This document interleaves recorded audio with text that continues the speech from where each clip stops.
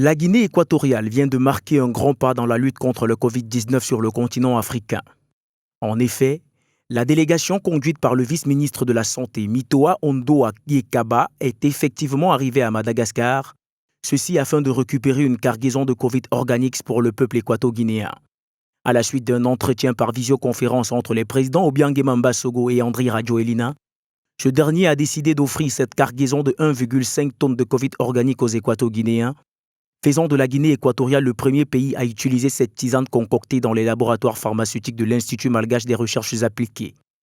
Alors même que la communauté internationale et l'OMS restent dubitatifs quant à la trouvaille des chercheurs malgaches, le président Obiangema, par cet acte panafricain, vient encore rappeler qu'il est désormais temps que les Africains prennent eux-mêmes leur destin en main. Il est désormais temps de favoriser la compétence et la coopération africaine. Cet élan panafricain inscrit ces deux chefs d'État dans la lignée des djinns panafricanistes africains, car ils accordent une part importante à la valorisation des compétences et à la coopération entre les pays du continent.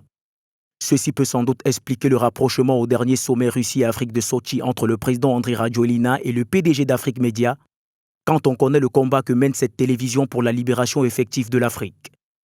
Toutefois, le numéro 1 guinéen, que l'on surnomme désormais le pharaon bâtisseur de la Renaissance africaine, porte depuis déjà quelques années le flambeau de la lutte pour la libération et le développement de l'Afrique par les Africains et pour les Africains.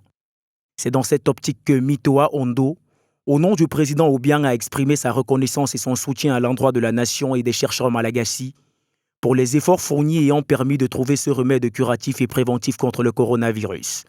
Le président Teodoro Obiangema a toujours soutenu la solidarité entre les pays africains et nous souhaitons renforcer davantage la coopération et les actions entre les États de l'Afrique face à notre ennemi commun qu'est le Covid-19, a déclaré le vice-ministre équato-guinéen. Pour rappel, la Guinée équatoriale enregistre actuellement près de 200 cas confirmés de Covid-19 majoritairement asymptomatiques. Elle a adopté une politique de dépistage massif afin de contenir la propagation de cette épidémie.